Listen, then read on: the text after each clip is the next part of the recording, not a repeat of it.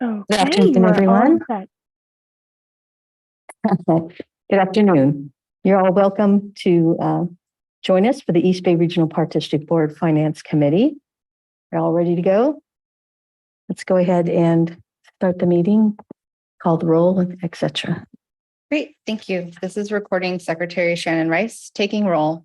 Chair Corbett, Here. Director Mercurio, Here. and Director Rosario. Here. Thank you.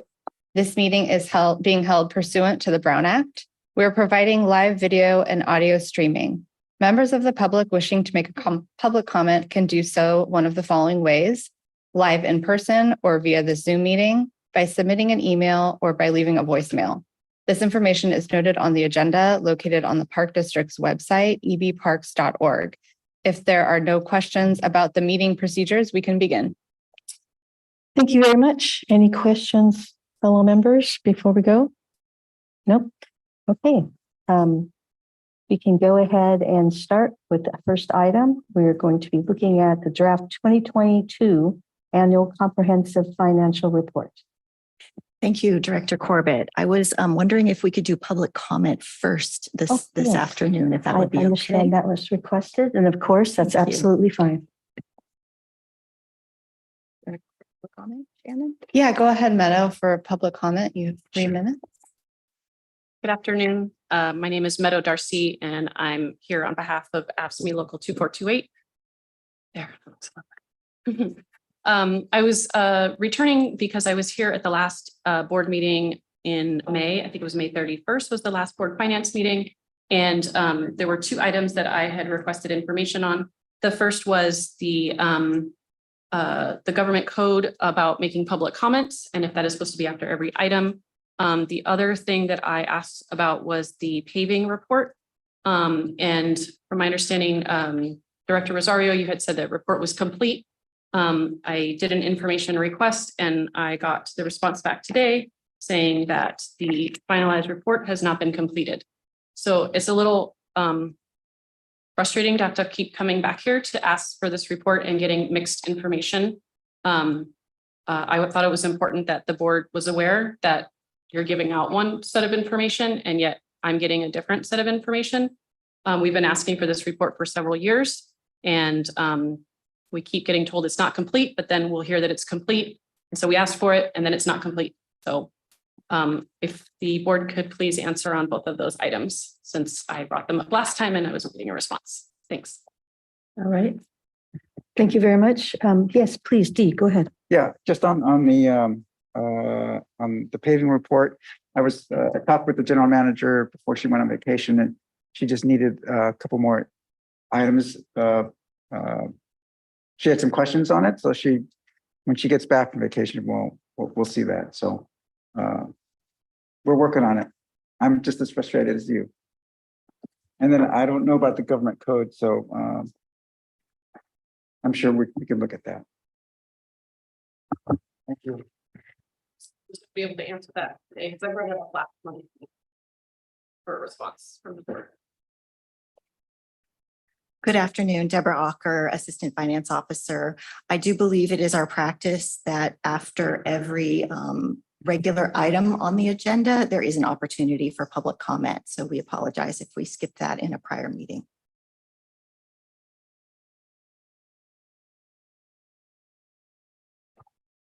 If you have other additional issues to that, just bring to our attention. I hadn't heard anything from you either, so please do. Thank you.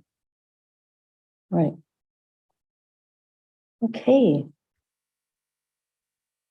All right, so we will now go to the first draft item that I had already mentioned, draft 2022 Annual Comprehensive Financial Report. Please go ahead, Ms. Ocker. Thank you, Director Corbett. Again, Deborah Ocker, the Assistant Finance Officer of Finance and Management Services for the district. And today we are here to present the mouthful, the 2022 Annual Comprehensive Financial Report. And we have with us today our audit partner, Lindsay Zimmerman from Brown Armstrong.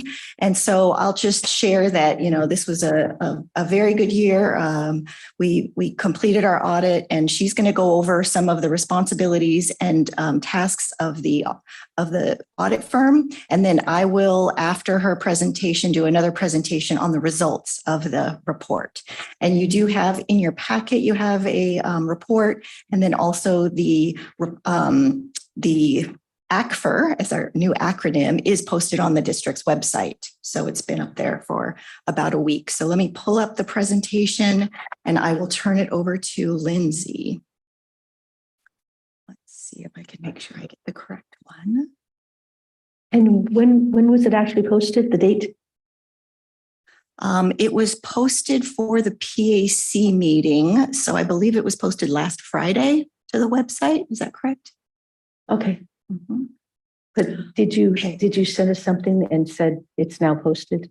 Or we were just. It was, I believe this finance committee received a hard copy of the report, and it was posted on the website prior to the PAC meeting, which was on Monday. Okay. So, okay. Okay, Lindsay. Thank you, Deborah. And thank you all for allowing me to present the audit results. And thank you for taking time out of your busy schedule for me to present. And we are very pleased with the results of the audit. So just looking forward to presenting to you all today. For my agenda, I will keep it brief. We will go over the scope of services. I will also touch on the audit timeline and what we call the critical dates list. And then I will go over the results of the audit, as well as the financial statement review process. And I will leave it open for any questions that you might have. Thank you very much. So for the scope of services, we are to perform an audit of the district's financial statements in accordance with, there's a lot of words, auditing standards generally accepted in the US of A, and also in accordance with what we call GAS, or governmental auditing standards. We also have issued a report, what we call the SAS 114 letter, which is the required communication to you as Finance Committee. We also look at the internal controls over financial reporting and compliance and other matters in accordance with GAS, those governmental auditing standards. And then we also look at the compliance for each major program for federal funding in accordance with the uniform guidance.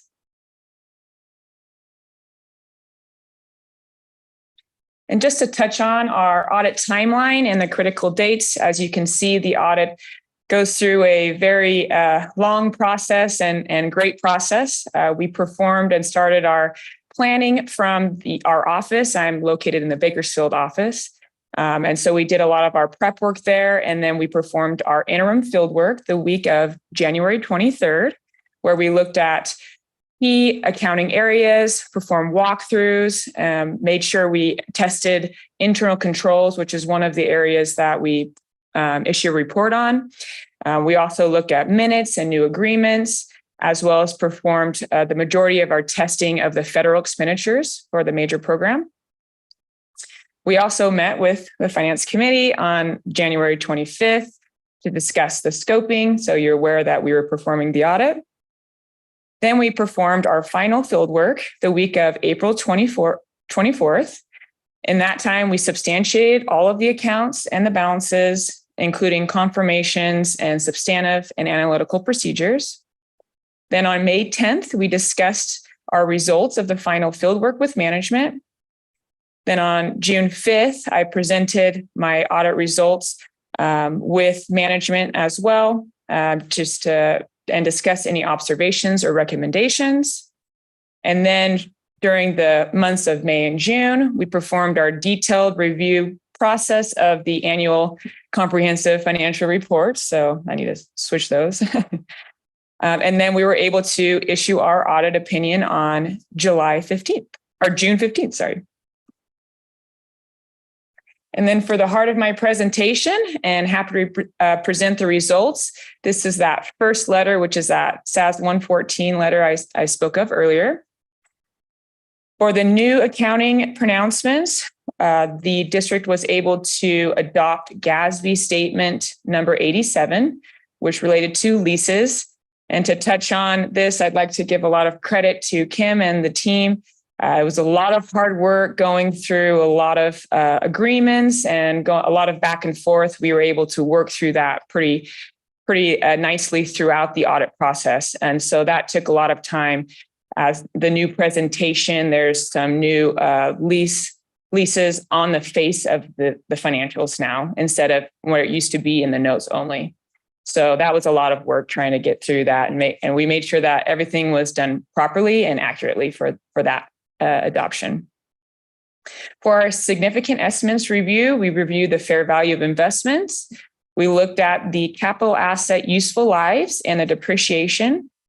We also looked at in detail the actuarial estimates related to the net pension liability, as well as the other post-employment benefit liability. And we looked at the risk management liabilities, as well as the new items of the leases with the rates, and made sure that everything was calculated properly in those estimates. And happy to report, we had no corrected misstatements, as well as no uncorrected misstatements. And also happy to report, we had no disagreements with management. We were able to work through everything and come to the right conclusions. Sounds pretty good. Yeah, it was great working with them. And then in terms of the audit as a whole, I'm happy to report that we have an unmodified, or what we call a clean opinion on the financials as a whole. Also, in terms of the report over internal controls and compliance, we had no non-compliance with laws or regulations, as well as no material weaknesses or significant deficiencies. Also, the final report is what we call the CFA, or the Schedule of Expenditures of Federal Awards. Happy to report, we also had no material weaknesses or no significant deficiencies, as well as I touched on earlier, no issues with the financial statement material. There's no material weaknesses or significant deficiencies. And then also one thing I wanted to touch on that I didn't put in the slides is sometimes when we look at the processes, we also could present some areas of concerns directly to management that wouldn't rise to the level of significant deficiency or material weaknesses. And also happy to report, we didn't have any of those either. And then for the financial statement review process, we have a long list of detailed reviews where we have an administrative team that looks at a lot of the wording and, they're English majors, so they're a lot better at that than me for a lot of stuff. We also have our full engagement team review where we have a senior and a manager and myself as a partner do all of our detailed reviews. And then towards the end of the audit, we have what's called a quality control review, where we have another partner come in who was not involved in the audit. So it's an independent review to make sure that we have completed all of our necessary procedures to form the correct audit opinion. So that's our quality control review process. So we were able to complete all of that.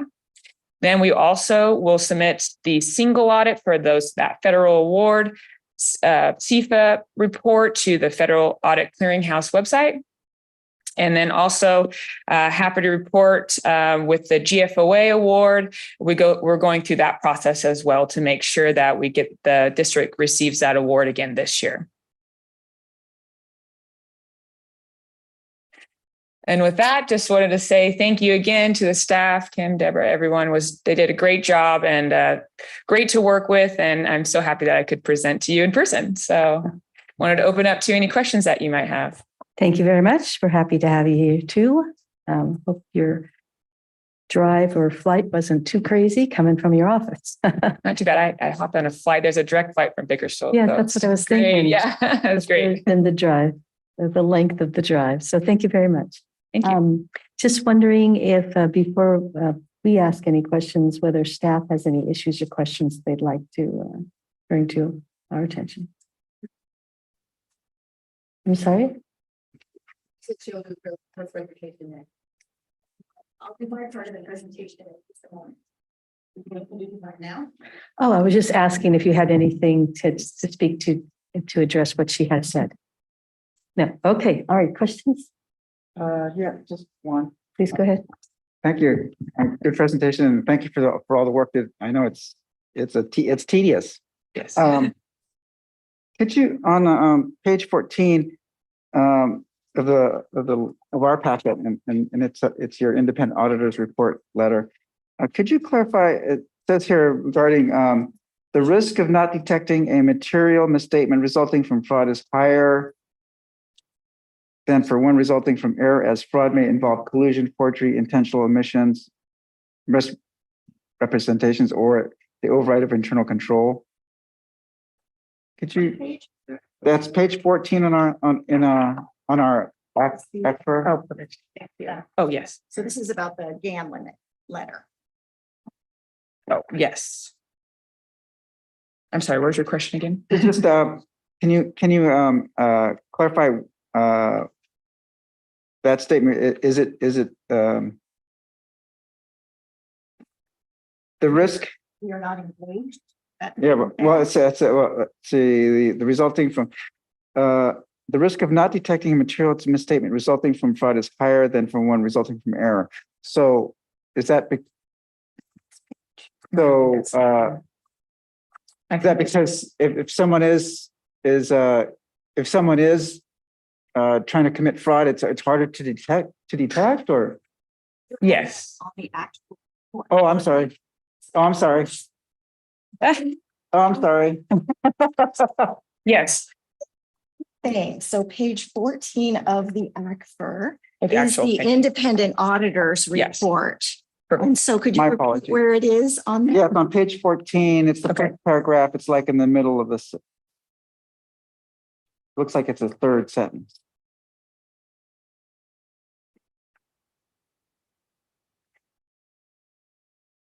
Yes. So basically your question is that in terms of error versus fraud. Yes. So we actually look at in detail for error. That's a little bit easier to detect because we look at the individual transactions. And so we're able to figure out if it's calculated properly or the proper support. But fraudulent is a little bit more difficult to detect because there could be collusion. You could have two different levels in the district that work together to work around those controls and that sort of thing. So usually that's kind of the area for the opinion to just kind of provide a little bit more guidance to the readers to say that there could be a little bit more a higher level of fraud because of those sort of things. But we do look at as part of our audit testing, we do specific fraudulent testing to see if there's any when we have other clients that we've either read about or heard about that have where fraud has been committed, where we've designed our audit procedures to make sure that that's not occurring in the district as well. So we do that as well, but we just kind of have to catch ourselves to make sure that there could be collusion or whatnot. So, Great, thank you. I mean, no problem. that was what I was looking for was if you had experience with detecting fraud and dealing with that and how that's. So thank you very much. Perfect, no problem. Sorry about the confusion there. Yeah, no problem.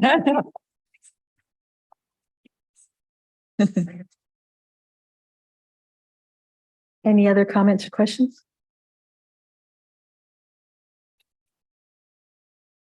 I do just have a little comment.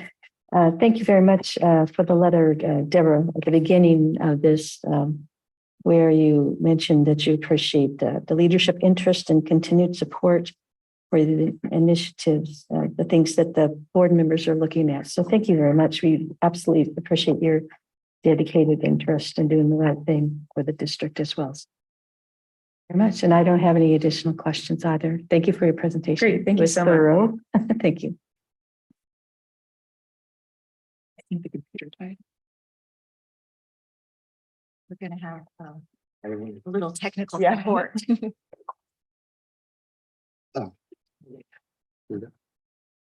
Switches. It happened. Okay. Well, Dave is going to work on the computer for a minute, and then I will just do an introduction.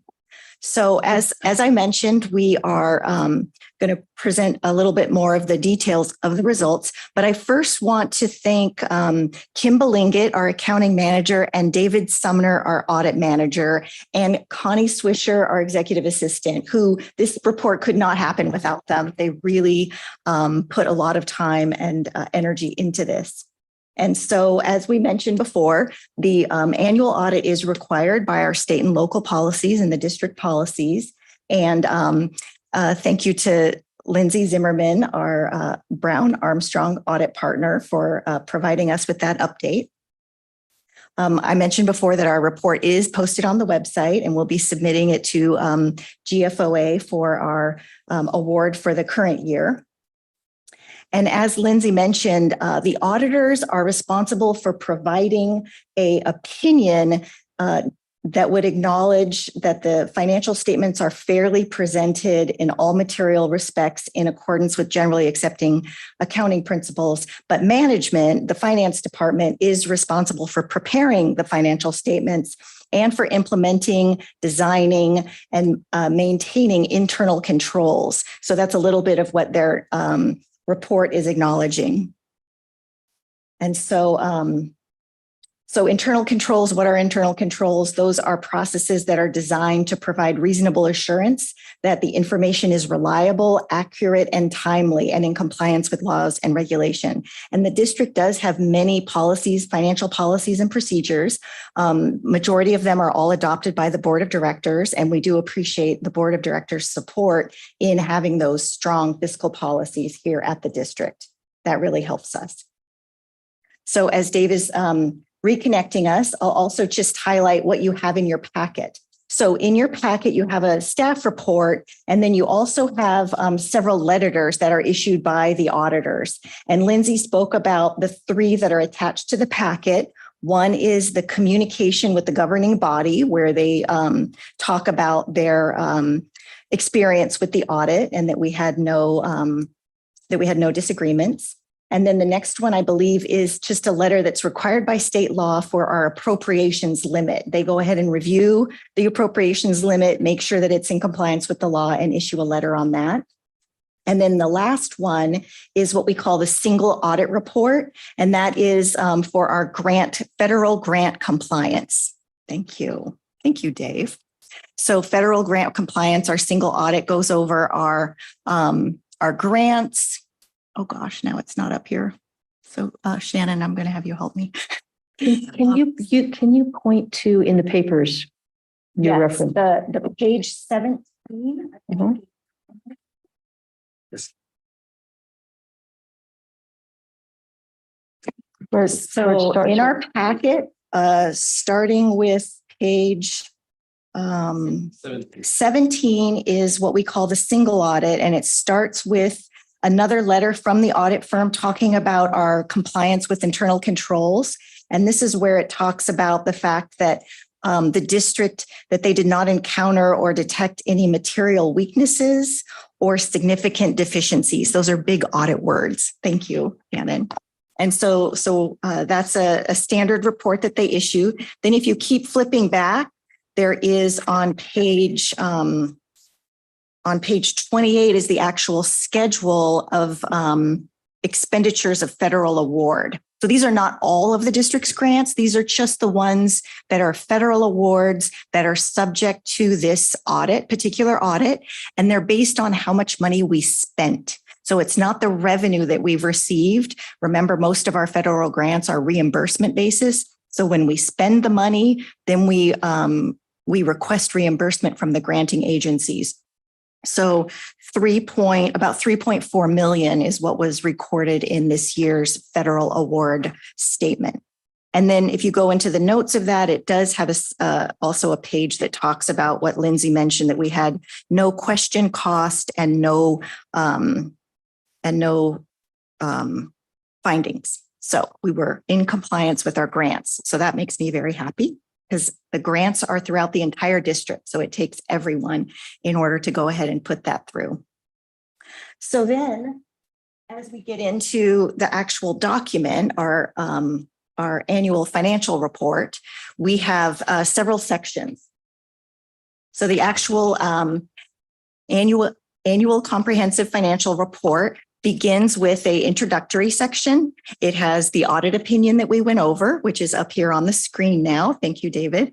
And then also we have in the introductory section our certificate of achievement that we receive from the Government Finance Officers Association. We submit our report to them annually. They have a huge checklist and they see if we've met all of the best practices and issue an award letter. So this award letter is for last year's report. And then behind that, we have something in this audit report called a management's discussion and analysis, which is attempting to be a narrative and some comparative data of what all the numbers in the statements are. Behind that are the actual basic financial statements, the notes to the financial statements, and then some other supplementary information, a lot of that related to pensions. These are all required. And then a statistical section, which I think is, almost like a map. It's very exciting because it has a lot of trend information over 10 years.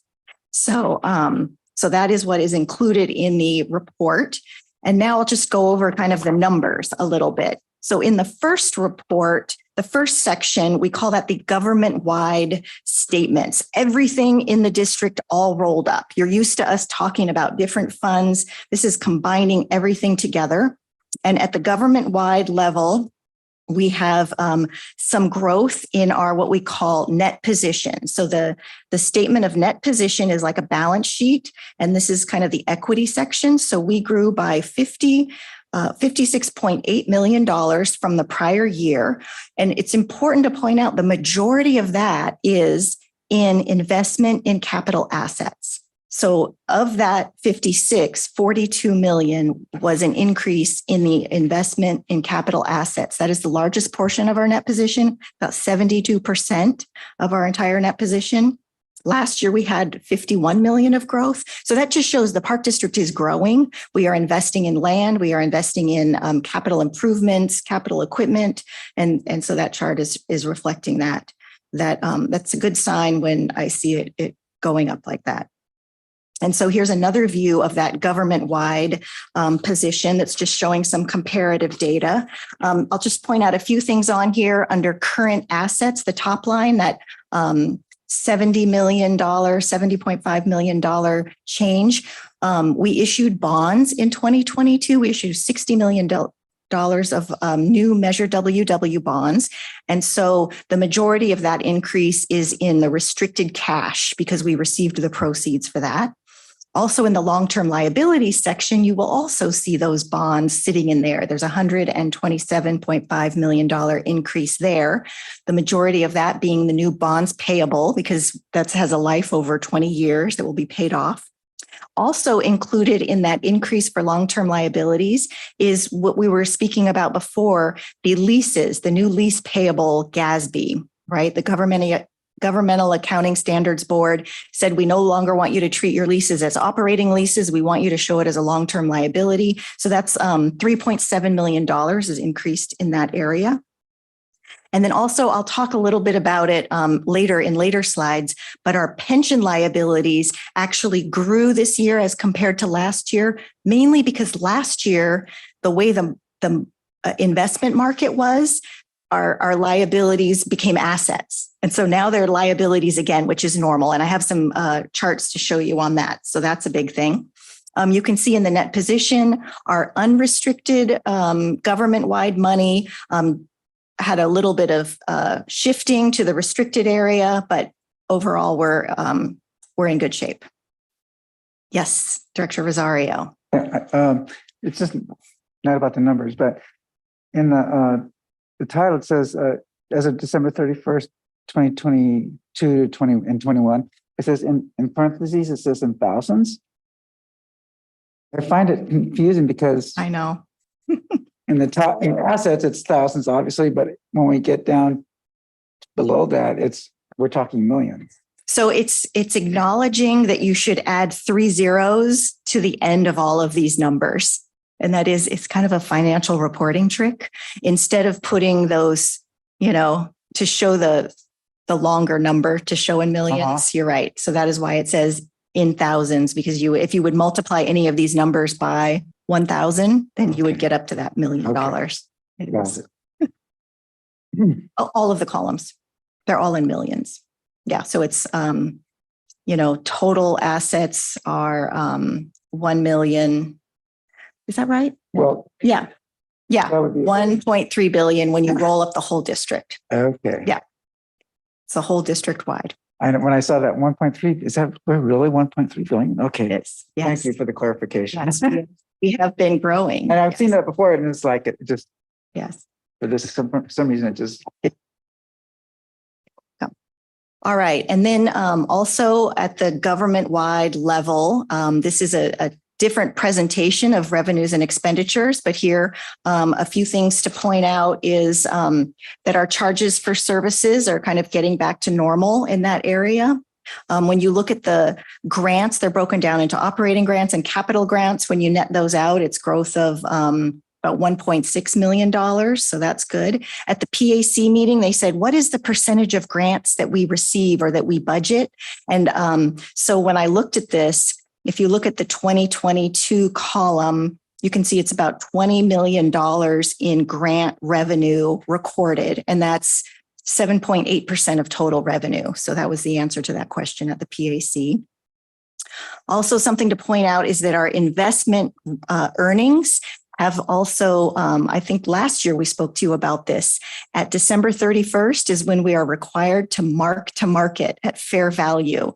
And the market is lately has been kind of taking a dive at December 31st. So we have an unrealized gain, or unrealized loss, that is showing up in our financial statements. And that'll be on another page that I'll show you a little bit more. It is a point in time where we record that loss. It is unrealized in most cases because we do hold our investments to maturity if they're instead of incurring a large loss.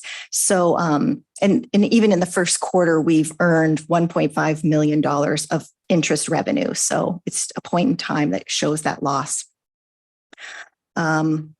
I think that's all I was going to share on this slide.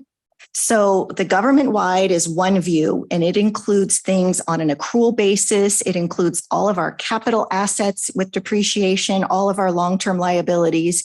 And then in the report, there's another statement behind that called the governmental funds. And those are more in the modified accrual basis, kind of cash basis view. So very similar, but a different presentation of it on the governmental balance sheet. And again, it's the restricted, the assets are the restricted cash from the bonds. You can see a little bit more of a breakdown of the fund balance and does not include those long-term liabilities and capital assets. On the governmental funds, revenues and expenditures, this presentation also is showing some comparative data. And a few items to point out there is that property tax in this first line there shows 15% growth. But for general property tax that I'll show you on the general fund presentation, it was 9% growth for general property tax. The remainder of that growth also has to do with those bonds we issued. Because when we issue new bonds, we have an asset because we have the cash. We have a liability because we have these new bonds payable. And then also our tax levy to the voters needs to be increased because now we have more debt service. So in Measure WW, the voters authorized us to say, we're going to issue these capital bonds and do lots of improvements, and we are allowed to assess an additional tax for the payment of these bonds. We promised them that we would keep it at $10 per assessed value of $100,000 when possible. So we keep it at a limited amount. Anyway, so that increased our assessments going forward. As you can see on this chart, charges for services have gone back to kind of pre-COVID. Last year in the 2021 column, it was only 8 million. This year, it was back up to 10.3 million, which is about our normal for park fees, concessions, rentals, all of that types of services that we rent out for. You can see that interest, that loss, unrealized loss in interest in that next line. And then everything else is kind of normal. On the expenditure side, under acquisition, stewardship, and development division, of course, they have lots of projects going on there. And so that is an area where they had, compared to the prior year, they had additional funds spent for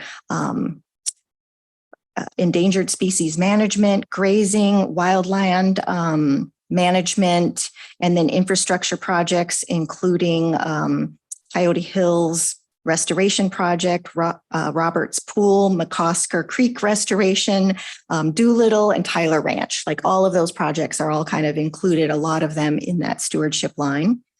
And then also on the operations side, we did in this 2022 budget year, we added more staffing. 22 full-time equivalents were added. So a little bit of growth there. Lots of maintenance projects are also included in there. So, and then on public safety, we have lots of fuels management projects. So those are some of the areas where we see increases from the prior year. Would you like to state a little more specifically about the increase in the operation? Yes, I'm going to do that on the next slide even. Okay. So that was the government-wide. That included general fund special revenue funds, which include our special lighting and landscaping districts and other funding sources, and debt service and capital projects.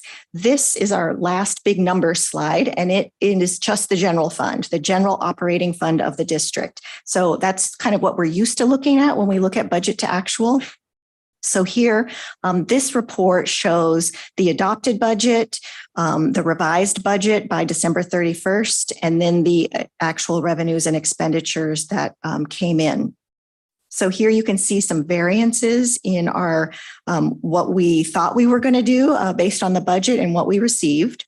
So on the property tax side, again, we still are trying to be conservative in property taxes. So even though we're still at about 3% variance, it turns out to be about $6 million here on this report.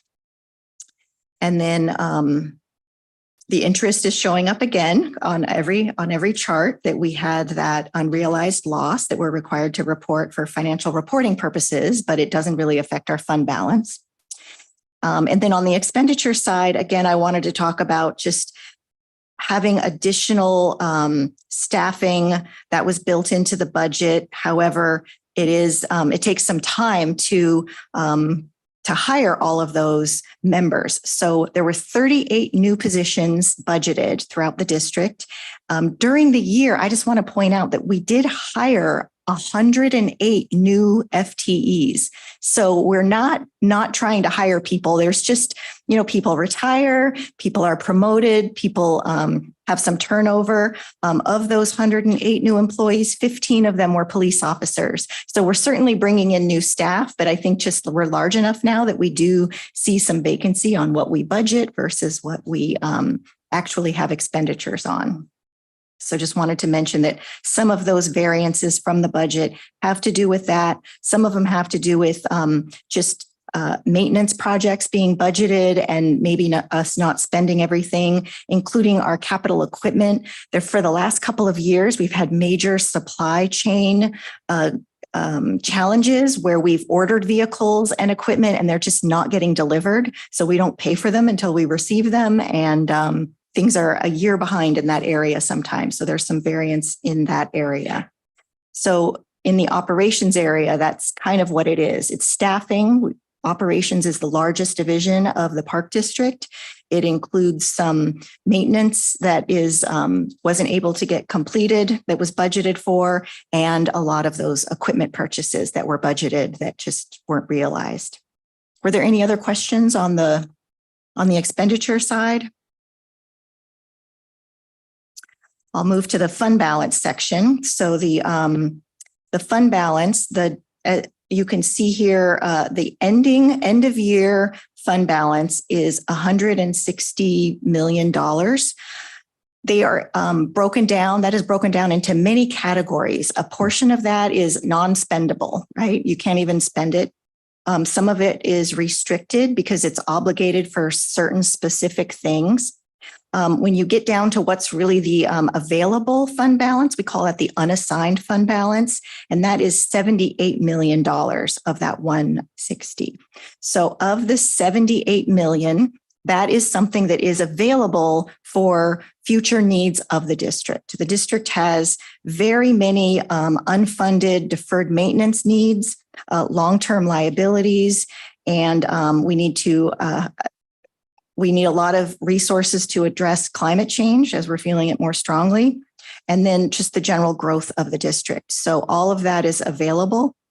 Also, I wanted to point out that the district has a fund balance reserve policy. We kind of review that every 5 years. The last time we reviewed it was 2017 or 19. I can't remember. I think I told you 17.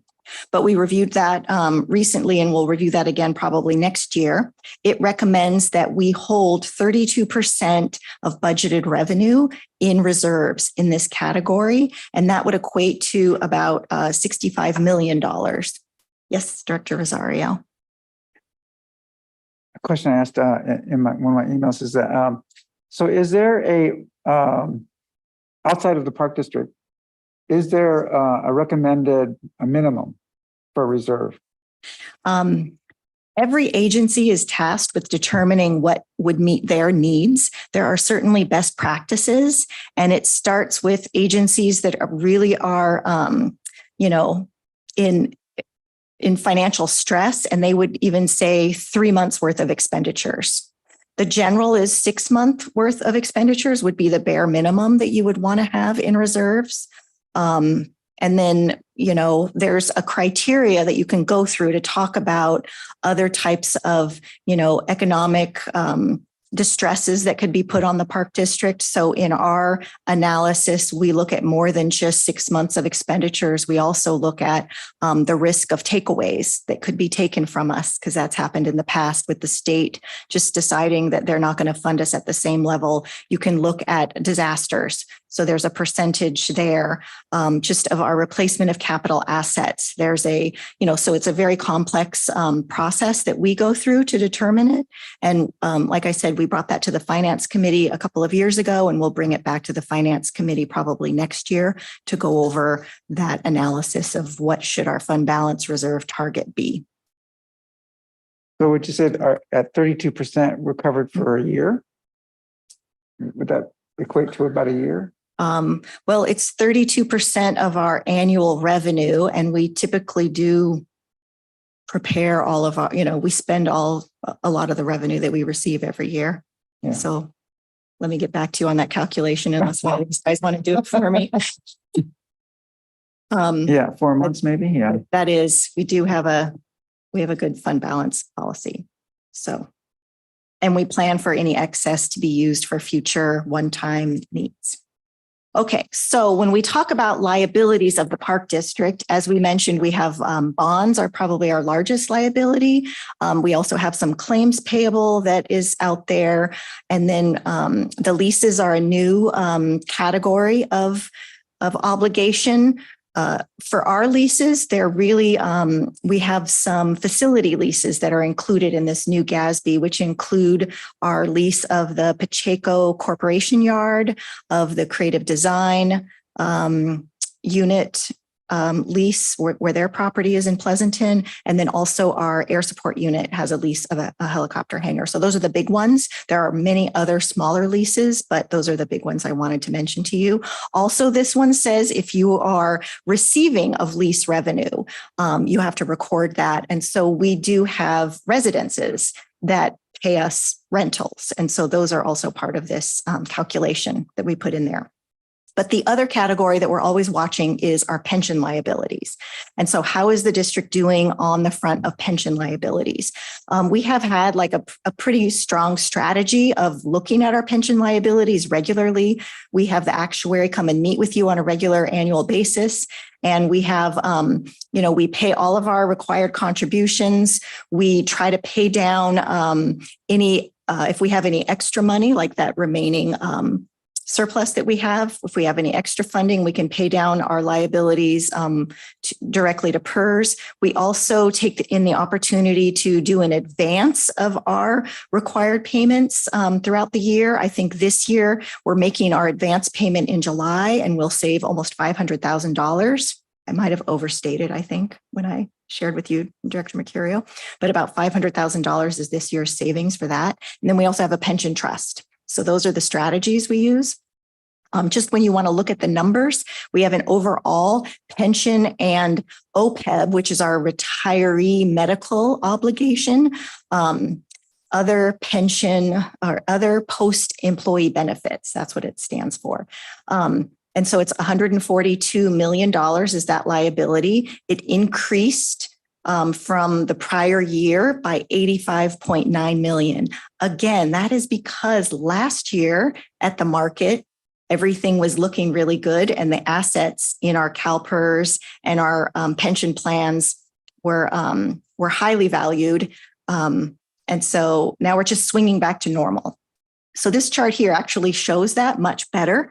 Last year, I think we had a decrease of $81 million, and this year we're coming back by $85 million. So it's really just getting us back to normal. You can see that spike based on last year's December 31st value of assets. So how are we doing in our pension liabilities and all of our strategies? Our general plans. So OPEB is doing great, right? This is our other our retiree medical benefits, and it's recorded as an asset right now. So it's funded at over 100%. And then our closed plan for our general and safety employees, no new employees have been going into that, is 95% funded. And that's because it's a closed plan and people are retiring. And so there's not really much new money going in there. So that's in very good shape in accordance with our policy. And then our CalPERS plans are at 75% funded at this point in time, which I think also is in very good shape compared to a lot of other agencies. That's what our actuaries share with us, that we are, better than the average in that area when we're compared with other governmental agencies. So I think that is the last slide I have for you with all those numbers. Oh, we pulled up the wrong report. I have a different one. This one was for the Park Advisory. But anyways, our request to you today, after I answer any questions, is that you would recommend this report to the Board of Directors for acceptance at their July 18th meeting. We already covered the 3 letters that are included in your packet. Those will go forward to the board as well, just for acceptance. And that concludes my report. Thank you very much. Thank you. Any additional questions or comments before you go ahead and responding to those questions? Yes, please. Thank you for that. Obviously, that's the greatest milestone that we achieve in this district in a given year, right? Because we're the finance committee, so of course we're going to say that. But it is. It's a big deal. It's a very big deal, and there's a lot to it, right? I mean, there's a lot to go through here, and I can tell you, I did my best. You did. I did the best that I could, and there's a lot there. And I just wanted to say, just in kind of as a background thing here, when I was a newly minted budget analyst person in the county administrator's office in Contra Costa County many years ago, my first boss, gave advice, and he said, you got the numbers. You're a budget person. It's numbers, but he said you got to get behind the numbers. There's more to it than just the numbers, right? So that's what this thing is. I mean, this is everything behind the numbers. And I just found it really interesting and educational.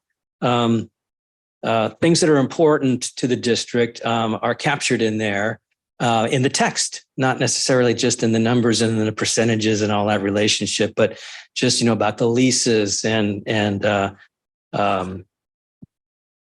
all kinds of things like that. So I found it very interesting for that. And, that's the kind of thing that I would save, and I could use it as a reference because it just explains how we operate, in one place. So anyway, I know how hard it is to do this. I understand the importance of it, and it's mandated and everything, but it's also, it's good for us to be able to have a chance to have all these important things put into one place. And it's also great to know that we're doing well. And that last graph that you showed is related to a question that I had asked the other day. And it's a good story there. That's a good story. So anyway, thanks to all for what you've done here for us. Thank you, Director Macario. Director Rosario, do you have some questions? Great. Thank you. I'm just going to kind of memorialize, go over the email I shared with you. In the description on page 11 for my Ward 2, I do not represent Berkeley, so you can strike that, please. And then on page 25, the second bullet at the bottom of the page, correct the misspellings for Concord Naval Weapons Station and home of the Port Chicago. It said post instead of port. And then starting with page 26, there's a couple of instances where prior to, when we refer to notes or in the when we refer to notes, we direct the public and the board members to particular pages. So, like for instance, on page 26 under long-term debt, the first sentence is it refers to note 7. So I had to go back and look and figure out where that was. So it might be great if we included the actual page number there to refer people to. I found it to be page 71. There's another instance of that later on. So I'm trying to look at it in the eyes of a person from the public so that they can easily find things. So that would be wonderful if we continue to do that. And then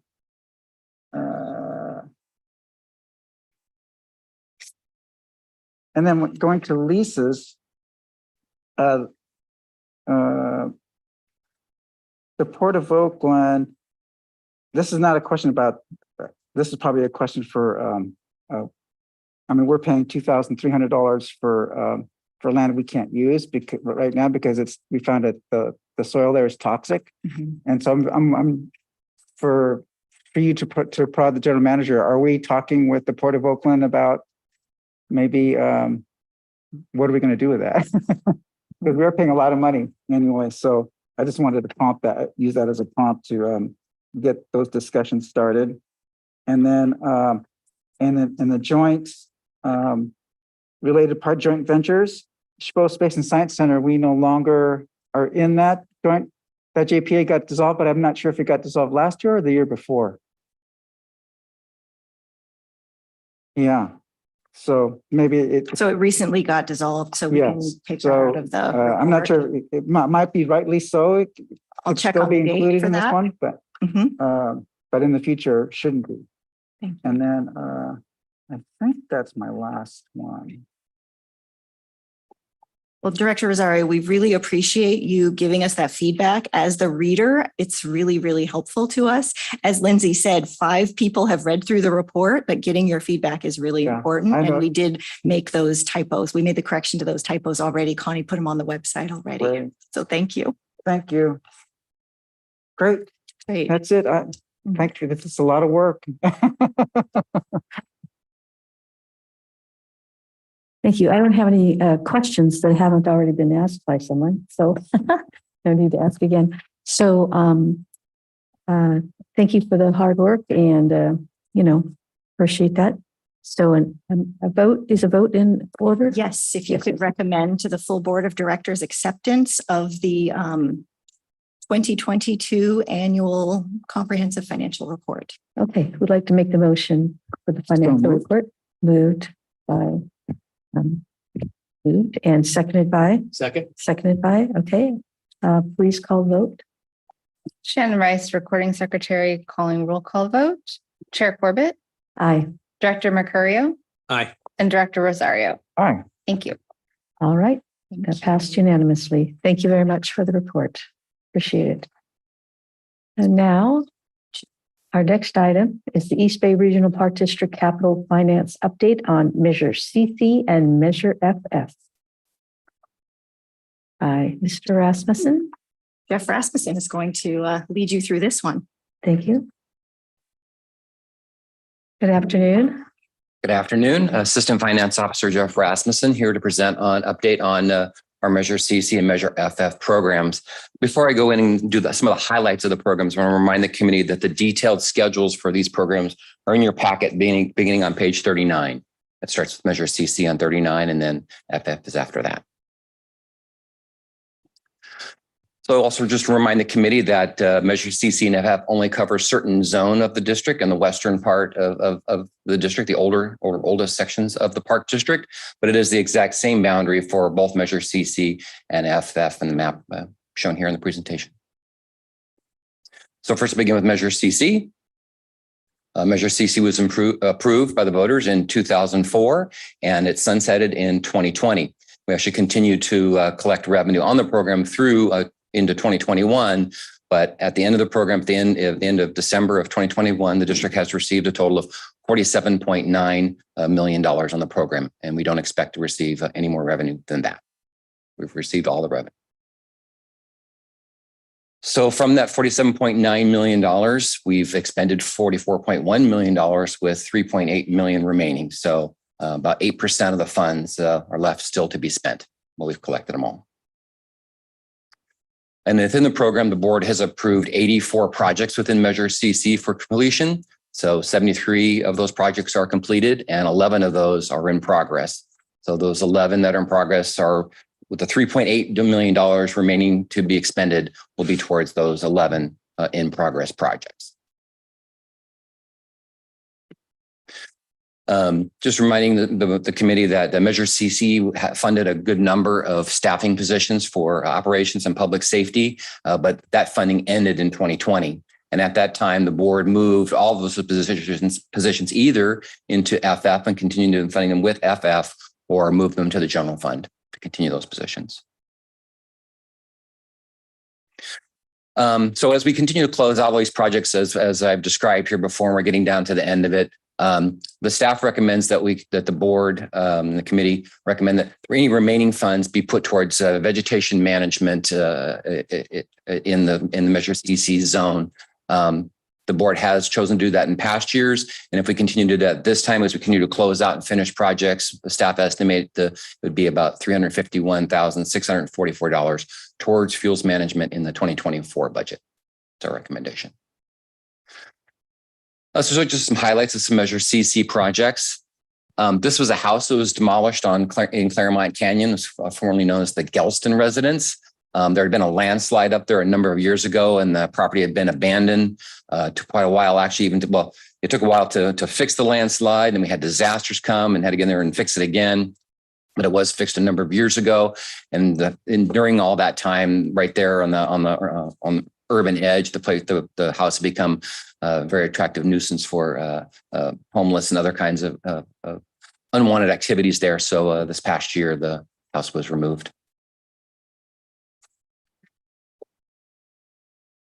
But the area is actually very flat, and well graded for drainage and stuff like that. But that's all that's been conducted there.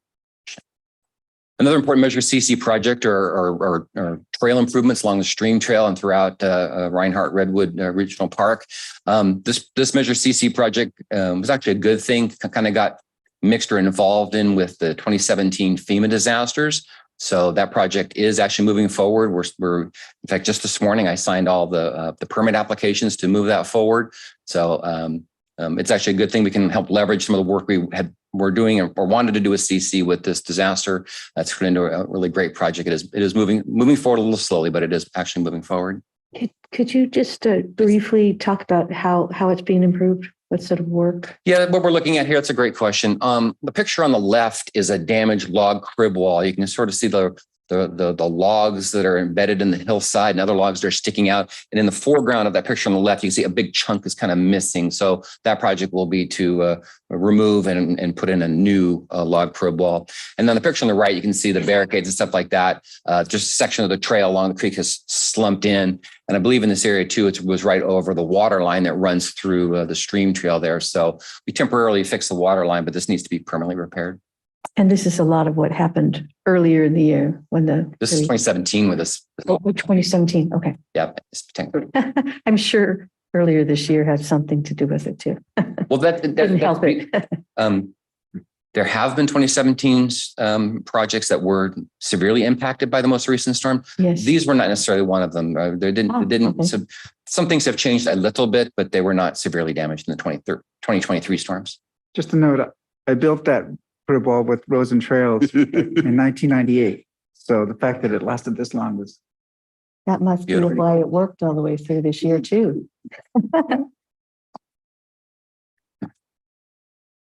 Another great opportunity leveraging Measure CC funds. This were Measure CC funds at Point Pinole for eucalyptus management. And we were able to leverage that with the grant from the Wildlife Conservation Board to turn it from just a fuels management or eucalyptus to a monarch habitat restoration project. So thinning and arranging the eucalyptus forest so it's better habitat for the monarchs, as well as planting this pollination garden. Another important CC project still to be completed is the Tidewater public access improvements and filling in that, making that site open and available to the public. And then also one of our highly important projects is completing the Bay Trail along Miller Knox between Miller Knox Park proper and Keller Beach. And then also we're looking forward greatly to the Point Melati Bay Trail, planning and design and construction. We're working that for a long time, and I think we're hopefully getting closer to do that. And a lot of effort from the grants department as well on this project. And then celebrating a recently completed, this is the Doolittle Bay Trail at Martin Luther King Jr. shoreline. And it's this is a shot of the beautiful, kayak or rigging area for setting up your kayak and that, and the new docks as part of the trail. So this site here is part of the San Francisco Bay Water Trail, as long as the actual trail itself. Looks very nice, and there'll be a celebration shortly. We'll be hearing about. I hope so. Yes. Yeah. Yes, Yep. it's coming. Certainly deserved. So with that, I'll move on to Measure FF. Before you go to FF, Jeff, so in your packet, you have the list of the Measure CC projects, and Jeff actually just went through pretty much everything that is still in process. Fuels management, I don't think got a slide, but of course that's going to be a slide in FF because that continues in this area. But those are the ones that are, that's where the money is still remaining. Of course, it's not enough money to do the projects. There's many other funding sources on each of those, True. but CC has a little slice of funding towards those large projects. And that's why they take so long to get done. Okay. Yep. So for Measure FF, Measure FF was approved by the voters in 2020 for 20 years. And in that we receive about $3.3 million per year from that program, again, for 20 years. And here listed on the slide are the 6 focus areas or commitments for the Measure FF program as a whole. Just reminding the committee of our initial commitments for the Measure FF program. As I mentioned before, we get about $3.3 million a year, and a lot of that money has to, initially has to pay for the funding commitments. The staffing commitments as part of Measure FF. And typically, as you can see from the slide here, in the future years, it runs about $2 million per year of staffing commitments. At least that's our initial plan. But looking here at the slide, you can see for the 2024 budget, we're only recommending appropriating about $1.3 million for staffing. And that's because not all positions either are necessary or have come on board, such as Point Melati Trail there, Point Melati. The trail hasn't been built yet. So when that happens, we'll provide staffing for that. And there's also times when we've budgeted money in the past number of years, but they haven't used all their money yet, so they don't need their full allocation as planned. So about $1.3 million for next year, but could rise to $2 million and more in future years. And here's just a breakdown of which departments those FTEs report to.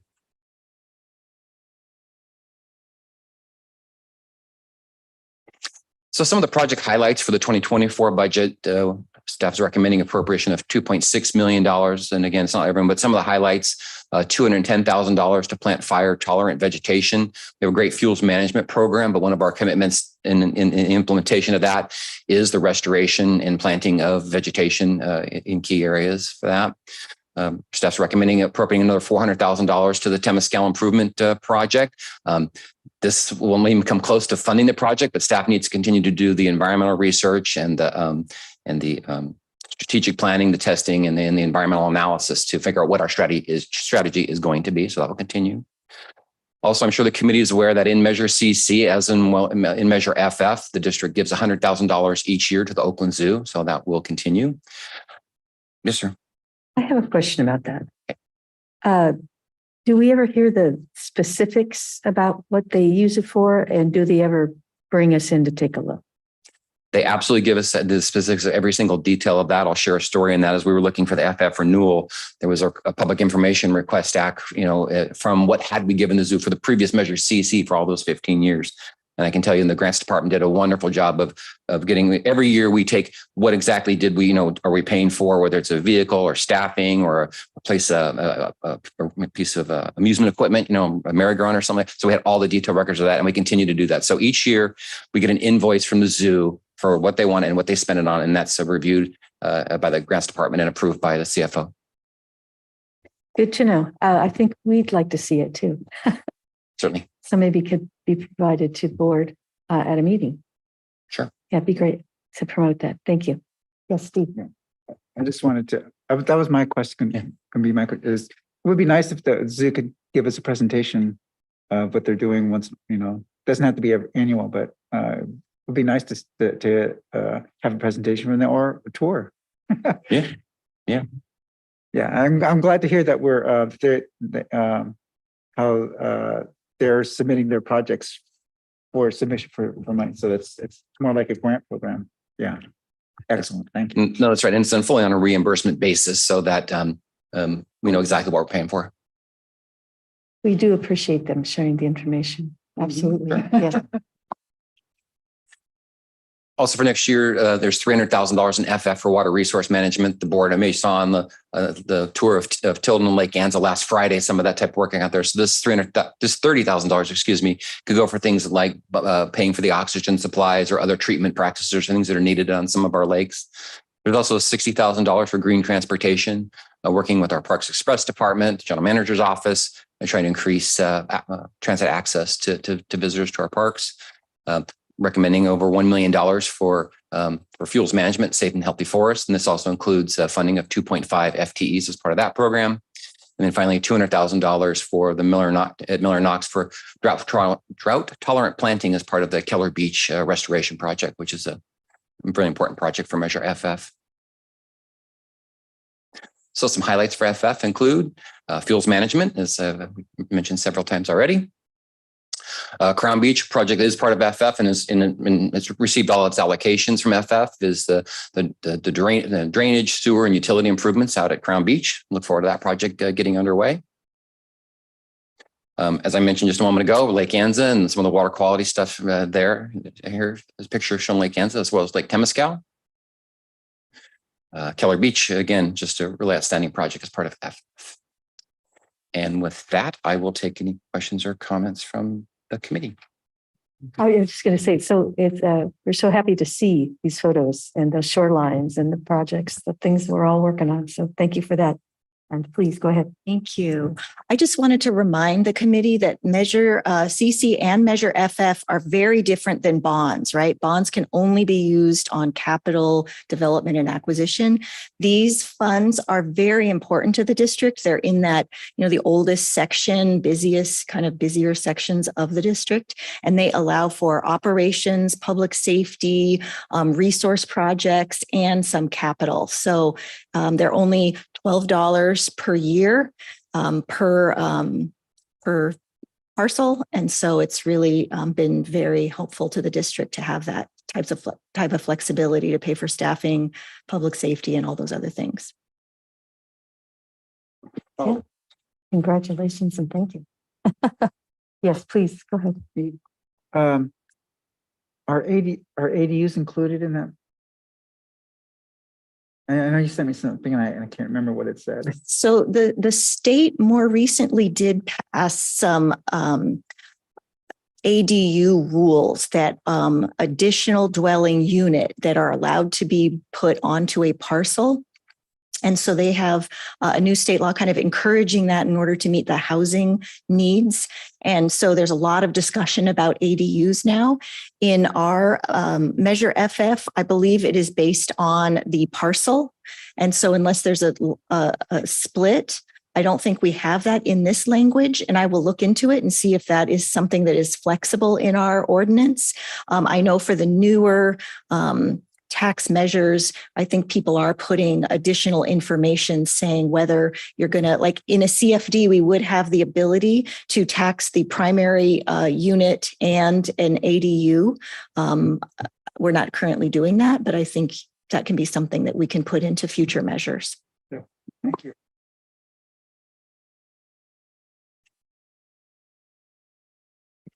Did you have a chart? I'm trying to find it now. There was a chart that you presented to us around the same time you were presenting the Measure FF chart. It was long and narrow. And I think it was About FTEs or staffing? could have been. I think the projects were all outdoor plant type of projects. It was long, skinny. But Robert, it's not. I don't think we have a copy of that. I think that's why I'm asking about it. Is there anything that you presented that would not have been in this presentation we have? I think I gave you maybe we'll give you a copy of this here. Oh, that's the one. Yeah. That's And that's something that you just gave to us, I did or? not give that to you yet. I can give you a copy. Okay, that's what I was looking for. Okay, thank you very much. All right, it's the Measure FFE associated with the department, some of those projects, and yeah, Measure FF. Yeah, thank you very much. So we'll get copies of this as well? Yeah. Okay, thank you very much. All right.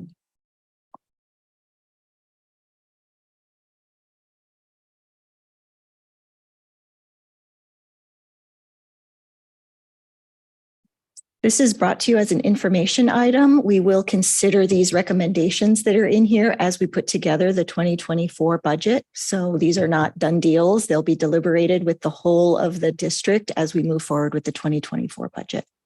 When will that be coming to the full board? Typically, we like to start with the Finance Committee in October. We'll be bringing forward some budget items. Okay, great. We'll be looking forward to it. Thank you very much.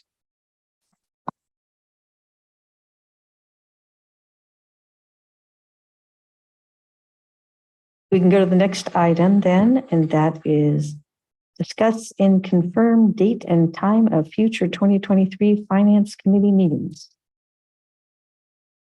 there a presentation someone's going to make? Staff does not have a presentation on this item. I just know there have been different interests of different committee members to discuss the start time of the meetings. We have, how many meetings do we have left? I think it's. Yes, and at our last meeting, I think we did discuss it a bit, and people had looked to see if there were times that were acceptable and would not impact staff and the work they were doing. But we hadn't had, and if the official vote, I guess, or the official presentation.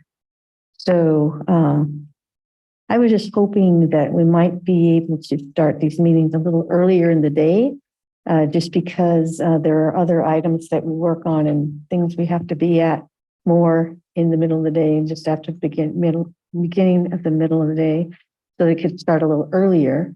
And I do remember that, Deborah, that you had talked with other staff to see if there were other times that might work okay, and we might be able to start the meetings a little bit earlier. And you stated that that would probably be okay with the other staff members. So I don't know if you want to talk some more about that, but if it's something that was acceptable, which it sounded like it, sounds good to me. It would be great to have it start a little bit earlier in the day instead of right in the middle of the day when you have other items that you have to work on and get going and doing instead of the whole middle of the day. So staff will work at the pleasure of the committee. We can accommodate whatever time you choose. I think if we can keep the dates, if that's possible, I know things come up, but we have 4 meetings remaining. So July, September, October, and November. We usually skip our December meeting because we have the budget to review at the board level. So, staff is amenable to whatever the committee decides. The time that staff mentioned last time would be that the meeting, it would be possible for the meeting to start at 11, I think it was. Is that the statement? Like I said, we could accommodate whatever the committee. But I'm asking, what 11 you- o'clock. You had mentioned previously. So if 11 o'clock is something that works, I know that that was mentioned. I think that might be something we could consider. It just means, I would have liked to have seen it earlier, but that was the number that you said worked best after talking to staff about it. So if that's the case, then I'll just mention that. Yes, Steve. I don't mind starting early, but as I mentioned earlier, I think it's really important for staff to not work through their lunch. So if we start early, I think we need to make sure we build in a lunch period. Okay. Meaning we could start at 11 and if Start we were 11 done and by at 12 12 or 12:30, like when we normally started, that could work. Mhm. Yes. I guess the question is are you asking to change the remaining meetings for the rest of the year, or is this a single event? The remaining meetings. Moving meetings is really difficult in this organization. You know, we've gone through this with board ops before. It has a lot of repercussions when we move meeting times around, other than just the lunch period. So I don't know if you've looked into how that's going to impact other meetings yet, Deborah, but we need to look at that. I've done some looking at meetings that are on the schedule now, and that time I don't think would. Maybe if we were starting it a lot earlier when other meetings were happening. But I did some looking for that too on the calendar that we have to look at. Yes. If this is correct down here at the bottom of the agenda, went July 28th, I also have that as a board site tour date on my calendar, which I can't vouch for my calendar that far ahead, but that's what I've got on here. It may have been one that was tentatively scheduled and then deleted, but that's what I have here. So we should probably check that. What Friday. time? What time? Oh, that was, Well, it was on a that would be Friday? all day. But it was a Friday. Yeah. Not a Wednesday. Right. So maybe this 20, because so the 28 is the part that's wrong there. Yeah. It must be 20. We would still be talking It's about supposed to be Wednesday. 26. Yeah, yeah. Yeah. Okay. All right. That's the only. It is the okay, so this is 20. It'll be just Wednesday starting an hour and a half earlier. I concur with Director Rosario about not wanting to take up a lunch break for staff. So I think we'd have to start earlier than 11 to make it work. How does that work for staff? 10:30 maybe, just to be sure. I mean, Yeah, there is a meeting in this room from 9:30 to 10:30, and then we would have to allow for the room to be set up. So I think you're right, going before 11 would be a big challenge. Okay. There's typically a 9:30 to 10:30 meeting. 11, okay? 11's fine, yeah, as long as. I'm okay. Gets lunch. I'm okay with that. I'm also happy with staying at 12:30. So would the lunch be 12:30, since that was the number we had before, not starting meetings till 12:30 because of that? So Yeah. meetings from 11 to 12:30 and then a break? Are we talking about having a break in the meeting for lunch? Then you're extending the meeting time. That's going to have, potentially even more of an impact. I agree with you, Rhonda. I would be fine with running the meeting and hopefully doing what we could to have it done by 12:30. Or is this just a question? Is this an issue of convenience, or is this an issue where you wouldn't be able to join us for the meetings in the future? Being able to be at meetings in the future. Yes, absolutely. It's not a matter of just convenience.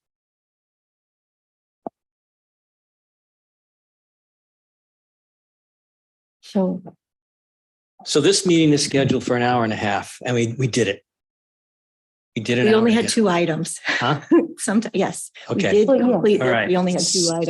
So that's the Sometimes follow. we do. That's in the the follow-up fall. question. What's the typical length for this? Yeah. 11. Yeah, see, 11 won't do it. Well, I don't know about that because our programs are normally not as long as the These I think presentations. in the fall, they do get a little bit more, a little bit longer, but we try to make them reasonable all the time. But I can certainly say that they'll probably be at least 2 hours, sometimes a little longer, depending on questions when we're reviewing the budget and other items. Well, could we just could start scheduling at 11, which was the number that you told us could work for staff, and see if that's working out. Do some 11s, and then we would also, same thing on these days when we have the much longer scheduled things, we'd be done earlier in the day, as opposed to starting the meeting at 12:30. I think that's actually is a more positive argument for having the meeting start early. Can I make a suggestion? I think Deborah's going to have to look a little deeper into this and make sure we're not impacting other meetings. We need to look at the full schedule, not just the Right. other meetings. So we need to do some analysis on this. But you had looked at it before that last time we had the discussion. hadn't A you? couple of months ago, I did check the schedule. I think it didn't include accommodating a lunch period in there, so that could extend it a little bit longer. So I think the general manager's office is wanting me to just double check because things have come up. But it would be good to know if that is the request of the committee, if that's the consensus of the committee, and then I can look back into that. Right. Are you guys okay with looking at a meeting starting at 11? To see how it goes. That's what they're asking. Yeah, like I said, I'm fine with starting at 11 as long as staff gets a break for lunch. Okay. Just to make things more complicated, which I'm really good at. If an hour and a half isn't enough, then maybe we need to add another meeting to spread the items out over same number of items, agenda items spread over more meetings. Just because I don't feel like that's going to work 11 to 12:30. We'll look at our agenda for the rest of the year, and I'll do a little analysis on what I think the timing would be. Yeah, I just recall in the this past is years similar. that the fall's a little busier than the spring when it comes to the finance committee, but I'll take a look at that. I'd be like, it's better to start earlier. That might be why it's better to start earlier if it's lasting long. Is Yeah. how it happens. I mean, a lunch break just adds a little bit of complication. And if there are members of the public coming, it's a little bit awkward. So, or if we have consultants here, it's a little bit awkward, but we can certainly look into that. Yeah, and obviously we're very interested in making sure we don't impact staff's schedules. But it's also important to take a look at the board members' schedules to see how this impacts them as well. I think that's important.